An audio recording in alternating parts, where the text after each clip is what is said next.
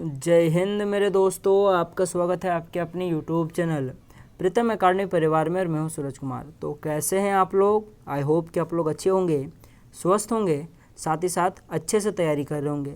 तो बेसिकली आपकी प्रीतम अकादमी जो आपका पीएम यशस्वी स्कॉलरशिप का जो एंट्रेंस एग्ज़ाम है उसके कुछ मोस्ट इम्पोर्टेंट क्वेश्चंस का सीरीज लाया हुआ है आप लोग के लिए। ये आपका वीडियो नंबर 5 है, यानी पार्ट 5 है। इससे पहले आपका 4 पार्ट लिया जा चुका है। तो आई होप कि आप लोगों ने उनको देखा है। नहीं देखा है तो जाके ज़रूर देख लीजिएगा। ऐसा इसलिए मैं बोल रहा हूँ क्योंकि आप लोग के लिए जितने भी प्रश्न पिक किए गए हैं ना, सभी प्रश्न सिर्फ आपका पीएम यशस्वी योजना के लिए ही नहीं।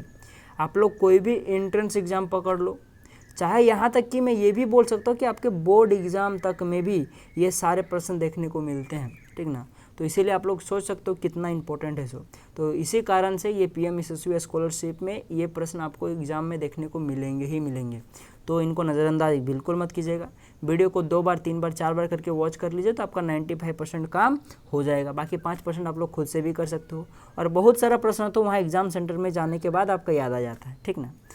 तो चलिए क्वेश्चंस को स्टार्ट करते हैं, ठीक।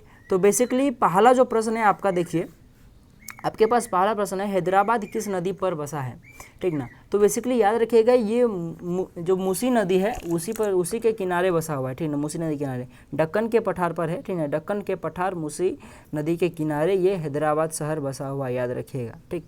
बहुत इंपॉर्टेंट प्रश्न था, ठीक। आगे देखिए, विश्व का सबसे बड़ा महाद्वीप कौन सा है? तो याद रखिएगा एशिया जो महाद्वीप है ये विश्व का सबसे बड़ा महाद्वीप है, ठीक ना, जिसके अंदर में हमारा भारत आता है। और आप लोग से एक सवाल बताइए कि पूरी दुनिया में कितने महाद्वीप हैं, और साथ ही साथ उनका नाम भी कमेंट कीजिएगा, ठीक ना। तो चलिए हम लोग आगे प्रश्न पर बढ़ते हैं। ये इंपॉर्टेंट प्रश्न था, ठीक ना। साधारण नमक का रासायनिक नाम क्या है? यहाँ पे गलती से प्रिंट मिस्टेक हुआ है।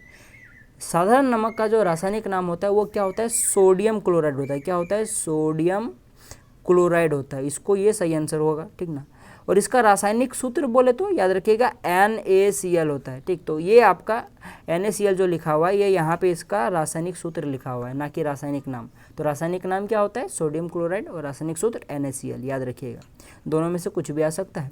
आगे देखिए, किस विटामिन में कोबाल्ट पाया जाता है? तो याद रखिएगा जो विटामिन B12 होता है उसमें क्या होता है? कोबाल्ट पाया जाता है। इंपॉर्टेंट प्रश्न था, बेसिकली सभी इंपॉर्टेंट प्रश्न है, ठीक ना। देखिए, राष्ट्रीय विज्ञान दिवस कब मनाया जाता है? तो याद रखिएगा जो राष्ट्रीय विज्ञान दिवस है वो फरवरी 28 को मनाया जाता है, यानी कि 28 फरवरी को मनाया जाता है। चलिए आगे बढ़ते हैं। पीतल किन दो धातुओं का मिश्रण है? तो याद रखिएगा पीतल जो है वो तांबा एवं जस्ता का मिश्रण होता है। तो चलिए हम लोग आगे बढ़ते हैं। देखिए क्या लिखा है सो, यहाँ पे थोड़ा सा प्रिंट मिस्टेक है, असल में होगा ब्लड प्रेशर, ठीक ना। ब्लड प्रेशर किस यंत्र से मापा जाता है? तो याद रखिएगा जो ब्लड प्रेशर होता है वो किससे मापा जाता है? तो बेसिकली पहला जो नाम है उसका वो बोलिए आप लोग चाप मापी, या फिर उसको आप लोग क्या बोल सकते हो? देखिए मैं लिख देता हूँ, स्फाइग्नोमैनोमीटर, ठीक है। यहाँ थोड़ा गलत लिखा हुआ है, तो क्या होगा? रक्तचाप मापी या फिर स्फाइग्नोमैनोमीटर कहा जाता है, ठीक। याद रखिएगा उसको, दोनों में से कुछ भी हो सकता है। अब देखिए आगे का प्रश्न क्या है आपके पास। देखिए यहाँ पे लिखा हुआ है, धोवन सोडा का रासायनिक नाम क्या है? तो ये सही लिखा हुआ है, क्या होता है? Sodium carbonate. लेकिन अगर इसका आपको रासायनिक फॉर्मूला पूछ दे तो क्या हो जाएगा? Na2CO3 हो जाएगा, याद रख लीजिएगा। इंपॉर्टेंट प्रश्न है। और आप लोग का काम रहा कि धोवन सोडा का कुछ यूजेस आपको कमेंट करना है, ठीक ना। आता है प्रश्न, ठीक ना। आगे देखिए क्या लिखा है सो, कोशिका का पावर हाउस किसे कहा जाता है? सिंपल सा प्रश्न है, माइटोकॉन्ड्रिया को कहा जाता है, ठीक। तो आगे देखिए क्या लिखा है सो, लाल रक्त कणिकाओं का निर्माण कहाँ होता है? तो याद रखिएगा हड्डियों के अंदर जो अस्थि मज्जा होता है, जिसको इंग्लिश में बोन मेरो कहा जाता है, वहाँ पे लाल रक्त कणिकाओं का निर्माण होता है, ठीक। चलिए आगे बढ़ते हैं। देखिए, नेत्रदान में नेत्र के किस भाग का दान किया जाता है? तो याद रखिएगा कॉर्निया का किया जाता है, और किसी दूसरे भाग का नहीं, कॉर्निया का किया जाता है, ठीक। अच्छा प्रश्न था।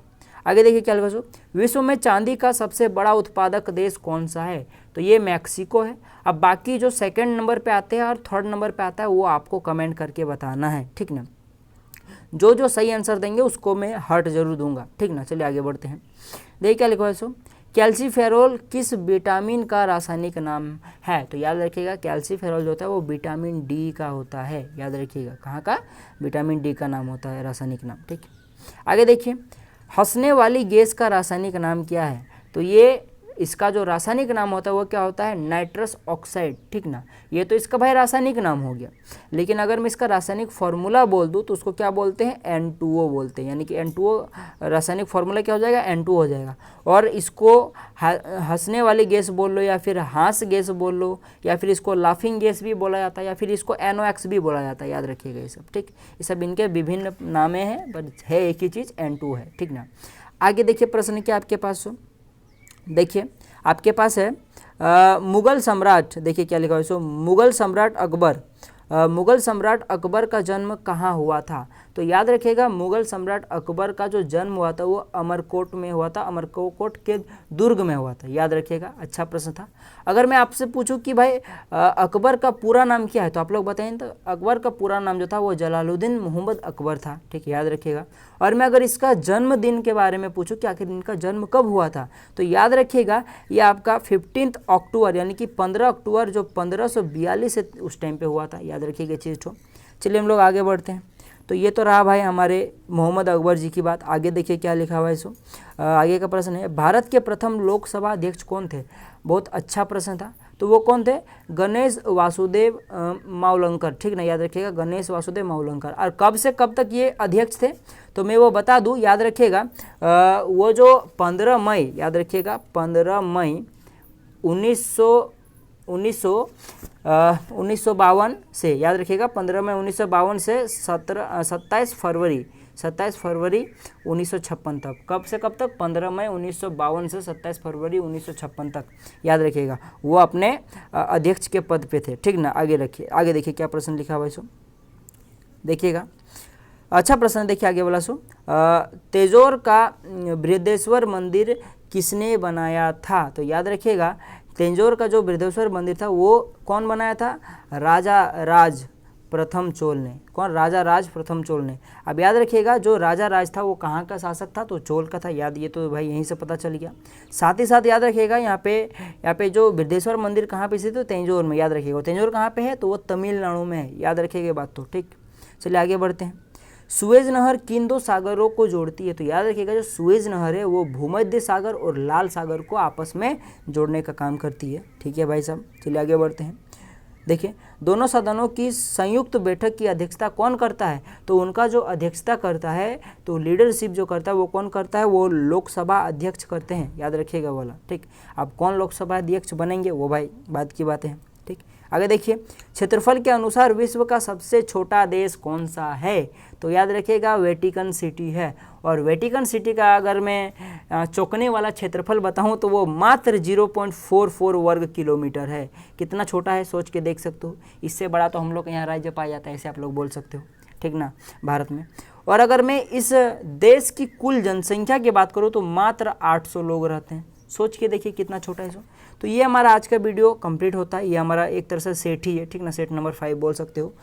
क्या कीजिएगा आप लोग वीडियो को 5 आराम से उसको 2 इंटू का स्पीड में देखने का ट्राई कीजिएगा, थोड़ा आपको भी अच्छा लगेगा। और सारे पार्ट को जरूर वॉच कीजिएगा, ठीक ना। और बेसिकली ये जो प्रश्न था आपका, ये आपका जो आपका 9th के बच्चे का जो एग्ज़ाम होगा और जो 11th का बच्चे का एग्जाम होगा दोनों के लिए लाभदायक है, क्योंकि ये सारे प्रश्न आपका जो SST का बुक है और जो आपका साइंस का बुक है वहाँ से पिक किया गया है। साथ ही साथ बहुत सारे जनरल नॉलेज के प्रश्न भी डाले गए हैं, ठीक ना। तो इसीलिए ये प्रश्न इस प्रकार से सेट है कि आपका सारे एग्जामों के लिए इंपॉर्टेंट है। तो चलिए मिलेंगे इसके नेक्स्ट पार्ट में। तब तक के लिए जय हिंद, जय भारत और आपका दिन शुभ हो।